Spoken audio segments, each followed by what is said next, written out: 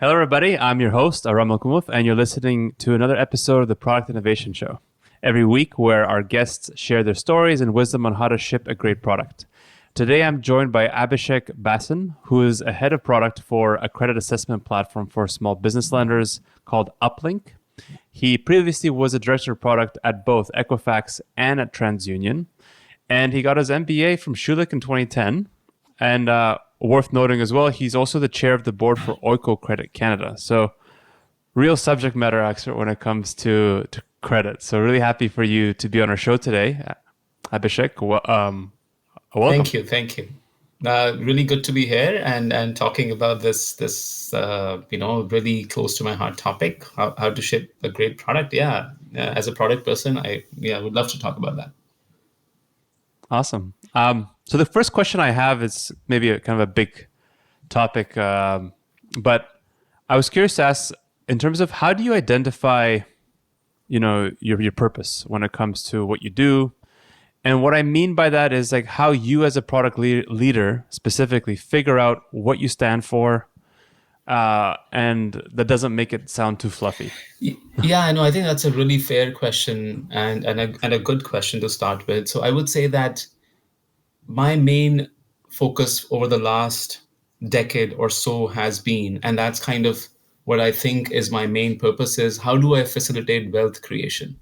And when I say wealth creation, I don't mean making money for an individual. I really mean more on a societal basis, how as a group of individuals, how from a social perspective we can create wealth, which really means how do citizens like you and me or businesses get access to services that they need to fulfill their life dreams? And for me, the means to that is financial inclusion. That's why all of my purpose, all of my work over the last 15 years has been focused in financial services, whether in a big bank or a credit bureau or a microfinance institution. Whatever I've done is all around this, whether B2B or B2C or B2B2C, is all around this financial inclusion to facilitate wealth creation. That's very interesting. I think you're one of the few guest speakers that has this like real focus towards the sector when it comes to product. And I'm just curious, like, how do you make sure that you're always focused on this objective? Yeah, I think that's a good point. It's so essentially, when I think about that, the how do I enable whatever I'm creating, whatever product? I think product has a huge role to play in it, because the way I create product, they need to be accessible. How will people consume it? How will businesses consume it? If I'm selling to lenders, for example, how will the lenders consume it? And they will enable it to their customers. I think that this accessibility is key part of how I design the product and how I think about making sure that when I'm going to solve the problem for who I'm looking to solve for, that will their problem be truly solved or not? I think that's the key goal for me that the product development should always keep in mind. Okay. And I think for this type of products that you build, how do you watch out for, keep in mind things like product market fit when creating anything net new? And maybe before we even get there, how would you, in your own words, define it for the audience? See, yeah, that's a question which I often get asked many a times. See, the big problem with the word product market fit itself is that here the product is coming first. I wish it was market product, but that doesn't sound right. So product market, it's easier. You have to start thinking about who is your user and who is your target customer. Uh, and most importantly, you have to understand what truly is their pain point. You have to really be part of their lives. And what is that? And you can't start living with them. But what I mean is that you really have to start listening to them, understanding what truly their challenges are. And therefore, when you truly understand what their challenges are, you also start to understand how they're solving it today. So can you then create a product which solve for their pain points in the most unique way that no one else has done that, but also in the most convenient way? So those are the key things. What I always watch out for also is is what are the consequences when you're creating a product and you're putting it in front of someone. There is always some component of behavior change. It has to be very minimal, but there will be something there, because otherwise, if you're not creating any friction, you're not really solving anything. You have to really move the needle. You have to push the user a certain bit, not a lot, but certain bit, so that they can actually bring that change. But for that to truly happen, you need to make sure that there is a bit of convenience for them to do that. I think that is something which I always keep in mind, that what are the consequences? There are intended consequences and then there are unintended consequences. So you have to really study both as you evolve your product, as you do your testing, as you do your validation, as you create the product. So keep in mind that oh, what are the intended and unintended consequences? What is incentivizing or taking away the incentive from the user? Is it truly solving their problem? So I think that is the Hmm. whole idea of for me in terms of what a product market fit should be. Interesting. And can you, I mean, from a new product creation standpoint, how do you pragmatically actually go about trying to pinpoint some of those problems or challenges that people are facing so that you get the data that you need to assess whether there's like viability even there in the idea? Yeah, see, this is often another problem, that sometimes we think that we have a solution where we have not really spoken to anyone. So that's kind of wishful thinking, right? The other is that, oh, you kind of have some understanding based on your experience, and you were able to cook up a really good story, for example, and sometimes even raise money to build something. But truly, when the product is launched, nobody is actually using it, because it didn't really you didn't really ask them, you didn't really solve their problem or challenge. So what I would say is, usually when I go about solving a problem for a certain segment of the population, what I would say is I will look around and see what truly are the problems people facing today. Depending on your frame of reference, depending on your experience, everybody approaches a certain specific problem that they want to solve for. But if you can truly solve the problems which are based on a need rather than a want, so if you Mm. that is, I think, a very important gauge to begin with. So go and see what are the things that are happening across you, around you, and where you feel that, oh, this is not right, or this could be done in a better way, and it truly solves for a need with, and you solve for that need. Because ultimately, for me, the product has to go and create a meaning in their lives. And when I say meaning in the user's life, what I mean is that, are they getting access to the service that they need, which will help them achieve their life goal, whatever their next life goal is? Is it helping them achieve that life goal without causing additional pain, without causing other problems along the way? If you can do that, then that's their starting point. Okay. Um, and I'm curious because I know you worked at, or you work, sorry, at different kind of financial institutions where you might have many different customers that you need to service. So, as a product leader, how do you, operationalize the need when you need to keep in mind multiple persona types or customers in the product creation or like the validation stages, like without overcomplicating everything? So see, what I would suggest, like what I my approach usually is that, think of yourself that you're not solving the problems of everybody. So not first and foremost, not everyone is your customer. I think that is a critical point. You have to really narrow it down. You have to really focus it. And by narrowing down, I'm not saying that you exclude everybody so that you really cannot even scale up, but you have to really work hard and narrow it down. We're not a phone company which is offering a phone service, a telecom company which is offering those services to anybody and everybody. You're not a bank. You're not a like a Walmart. So you have to really define yourself. Who are you targeting, And you have to be very narrowly focused on that. And that is critical. You always have to keep coming back. Yes, there may be changes and pivots along the way. You may have to think about how do you scale up your product, but you have to start with a specific customer segment, and then go from there. So just with that example you gave of like larger institutions like Walmart or banks, how how do you know or have you seen how they kind of like figure out when they have massive resources, massive problems to solve, like how do they segment it out? So see, if you're talking about a large institution like a bank, for example, so they, as you rightly said, right, they have tons of resources, they have many different teams. So usually there are two kinds of approaches, broadly speaking. There are many approaches, but two kind of approaches. One is, okay, you create teams based on a certain product type.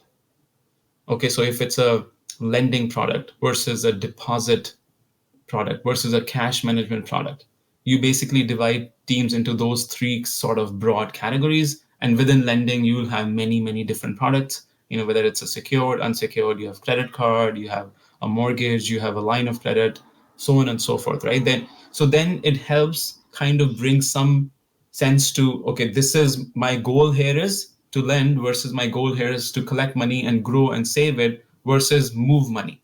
So based on the use case, they will, banks will approach it, but ultimately it's the one same customer that they may be going behind. These three different segments will have some specific areas that they would want to focus on and prioritize because of the things that may be changing outside, and from a technology perspective, from a market demand perspective. But overarching, they still have to manage that. Oh, if I'm going behind, because there is overlap across all. For example, you and me, we need services across all three buckets. So then Hmm. how do I rationalize what I am actually serving them based on what their life scenario looks like today? So if I'm a bachelor versus I have a family, two different scenarios. So that's, but so which is very different from someone who's building a startup, right? Like a big organization, big resources, they can siphon off these areas, but they have to make sure that they don't become silos. So many a times they became silos in the past. With now availability of data and technology, with AI and machine learning, with they are trying to connect all these things through data lakes, through data warehouses, so that they can really understand and also predict in future. So that is something which is very important from a product perspective. Product has to have ears and eyes on the ground on how things are changing, bring it back internally, and make sure everything is aligned to that, where you are today but Hmm. where you're going in future. Whereas a startup which is very focused, okay, this is the one problem that I'm trying to solve for, and then you make sure that you go behind and stick to that. You really validate very strongly before you say whether it works or it doesn't work. So that's kind of the gauge. Awesome. And when it comes to startups specifically, like I'm sure you're familiar with companies that are in an early stage. Maybe they get some funding, they get distracted with different kind of objectives. But I've seen I've seen a lot of startups, unfortunately, um, rush to scale out their business or their product when there isn't enough traction. And so I'm just curious, what would you say is enough traction in order for you to warrant scale? See, this is a tricky question, right? So I have been advising a number of startups over the last few years as part of some, different accelerators and incubators, and now building Uplinq as a credit assessment platform. See, there is always that dynamic around, oh, are we moving fast enough? And there could be pressures from the sales side, from the investor side. Do we have enough traction? If you look at today's scenarios, how investors have completely, like, the mood has changed. Money was free flowing, Hmm. and now versus kind of the taps are dry. So it's a clear problem of focusing on one versus the other. Instead of saying growth, growth, growth, and now the focus has come to profitable growth. How are you managing your margins? What is your EBITDA? Which should always be the focus. And that is the core problem. That is the core problem. So how you distribute your product, how you actually go and connect with your target customer. So that is something which you always have to keep in mind. So what I would say is, from a traction perspective, you have to think about what features you're bringing to the table. So think of that as like, if I have to divide my the feature set into three broad buckets. Bucket one would be sort of the core set of features that have come out of my user research. We can call it MVP, or slightly beyond MVP. The second bucket is sort of the wish list that you're hearing from different people, and that's where the problem around traction comes in. That, oh, I'm hearing this, let's build this. I'm hearing this, let's build this. Don't build it, put it in a separate bucket. Put it in a bucket where we call it like a future wish list kind of bucket, and you see whether there is enough number of people who are saying whether they want this kind of feature or not. And then the last bucket, the third bucket, would be a set of features or demands or market kind of things that are coming from your very strategic partners, your strategic relationships.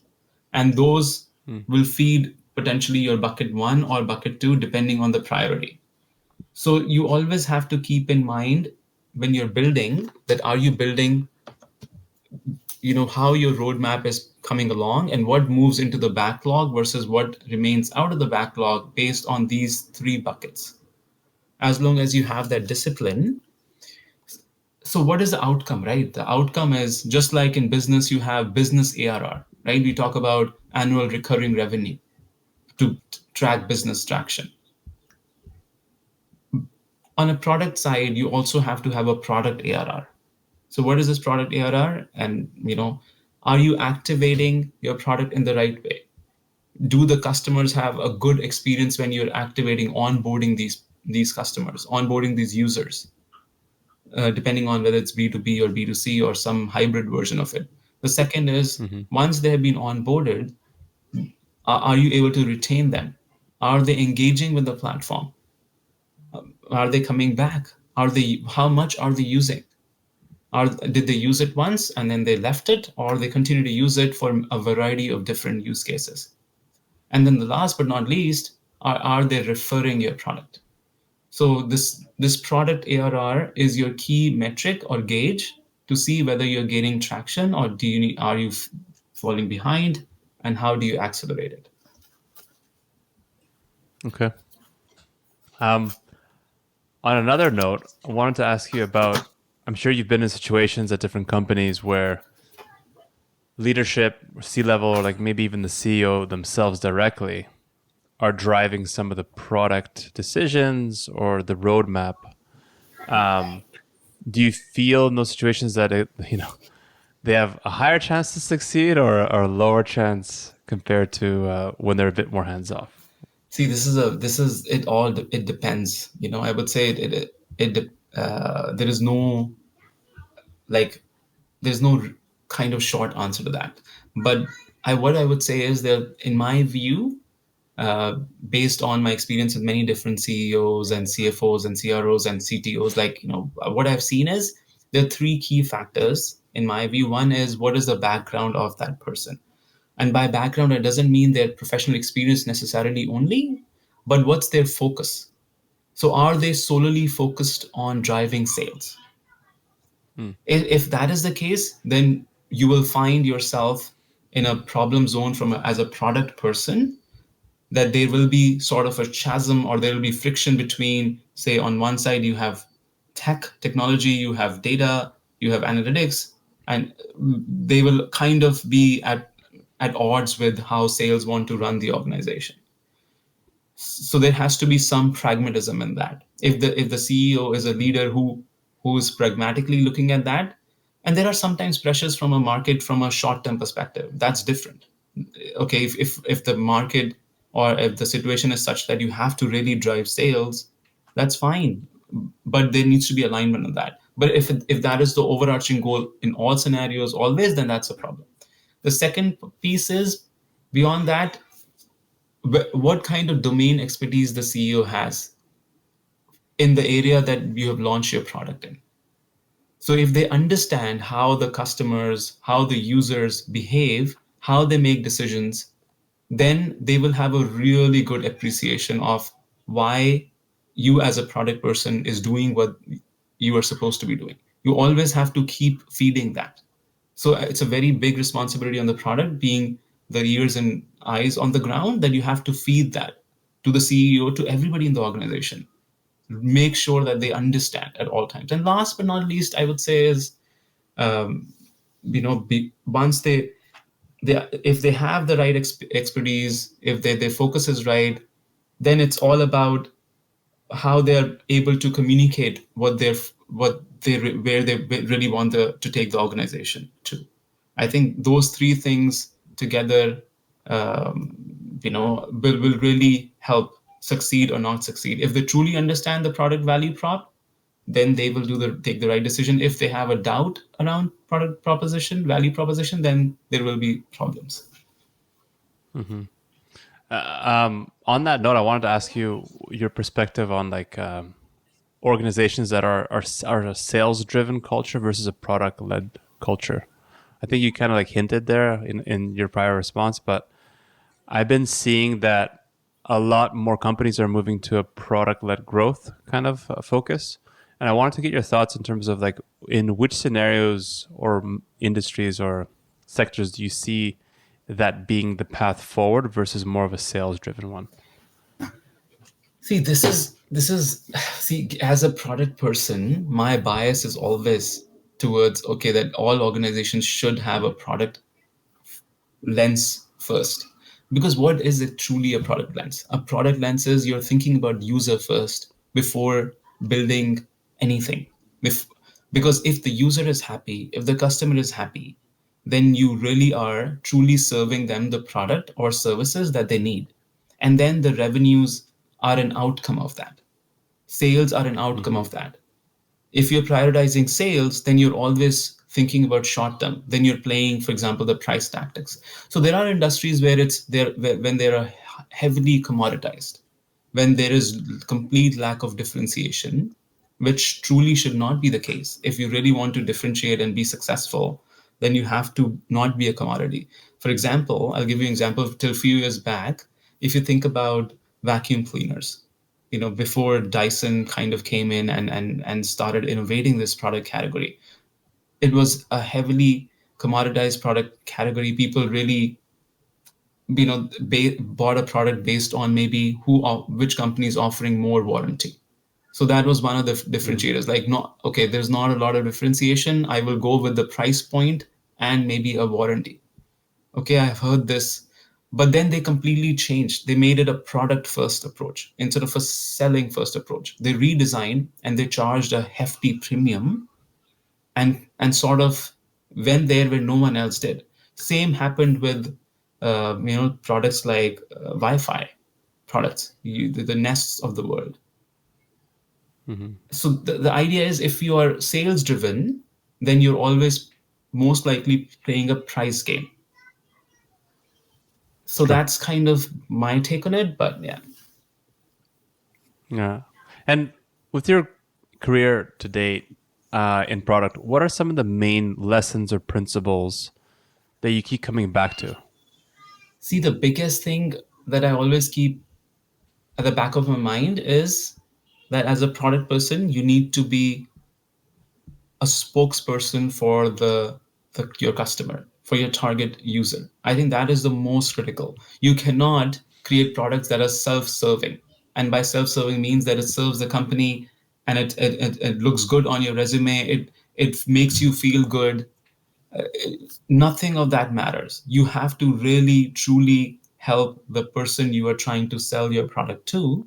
If it makes their life better, then you as a product person has succeeded. So you have to be really humble about it, that you don't know everything. And then things are changing. You really need to always learn. Oh, I have to always learn. Okay, I don't know. And the more people you talk to, the more open you are to listening. And by listen, see, there is one example I'll give you. So I was talking to one of the uh, companies that I was advising, a fintech. So there were three main leaders. One of the like so they all were aligned to the idea. They liked the idea and they were building this product. But when I was talking to them, then I uncovered that yes, they liked the idea, but they truly made one or of the founders truly did not believe that idea. So there is a difference between liking the idea and building something which will be very successful versus truly believing. So what is that difference? The difference is when you truly believe the idea, then you have actualized it. Like you have imbibed the idea to an extent that you truly there is no explanation needed. You already understand why it matters. And that can only happen if you have if all of the people in the team really understand truly how the user or the target customer goes about making that decision or goes about solving the problem that you're trying to solve. If you don't understand that, then you will never believe in the idea. You will like the idea, you may build product, but you will never believe in it.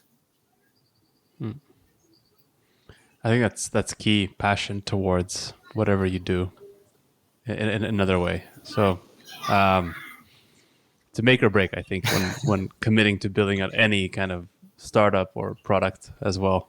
Awesome. What we're going to do now is we're going to jump into something we've been trying out. It's a fireside format. It's a quick round question and answer structure. Try to keep your responses Okay. short and in fact and short. Yeah. Okay. So the first one I have is, how do you ask better questions when building product? Think about the user. That's it. That's it. All right. What have you become better saying no to over the years? Assumptions. So if people make assumptions, I will always ask, is it true or not? Okay. If you were only were to work 5 hours a week on something in your product, what would you want to spend those 5 hours on? See, I would love to talk to people and teach about how to build products. Those are the main things I would do, like teaching and then talking to people. Okay. Any controversial views you hold? I'm not sure, but I think, and this has been a recent evolution. I used to think that democratic thinking is the best approach, which I still do, like to get ideas. But in terms of choosing, I think it should be based on merits, and not that everybody has to agree. That it's not en masse consensus. Rather, choose something based on merit, which is backed by data, backed by real people, what will impact their lives, rather than, oh, this is the consensus view and let's go with that. Okay. Is there any other profession other than what you're doing right now that you would like to attempt? Oh yeah, I would love to act. Oh, really? That's awesome. All right. To date, what's been the most worthwhile investment you've made in yourself? See, I would say the most worthwhile I would is buying a piano for my daughter. Like it's not when I think about myself as it's all about for me a lot about family as well. So introducing her to music as a learning, getting a piano, and she plays really well. She has really good ears. I mean, so it worked out. So that I think that is the best investment for me. Okay. Awesome. Any books or any pieces of content that have greatly influenced you over the years in product? See, I would say it you have to go beyond the realm of a specific subject. So I really like understanding people, how they behave, how they've learned things. So, and for that, you also have to kind of be at peace with yourself. So this book by Dalai Lama called The Art of Happiness is something which has appealed really well to me. Uh, Other than the brand management books, which there are a few, which I really liked in terms of how you add meaning to people's lives so that they can really trust. So you have to go beyond just selling something. You have to really make sure that they trust you, and then that can only happen if you're truly adding meaning to their lives. Okay, awesome. I haven't heard that book, so I'll check it out. Yeah. Last question I have is, what do people never ask you that you wish they did? See, I think it's funny. I would say that I would say it's very basic, right? It's a simple question that people don't ask sometimes. Why does it matter? Why does it matter? I think I would always encourage everybody to ask, why does it matter? Are you truly doing something that will help change someone's life? I think that is the key question for me. So if you can ask that, why does it matter? Then I think that's the key question for me. Okay, awesome. Oh, well, this was great. Well, thank you, Abhishek. Thank you so much for your time and sharing all this knowledge with us today. And always thank you to our listeners for tuning in and joining us.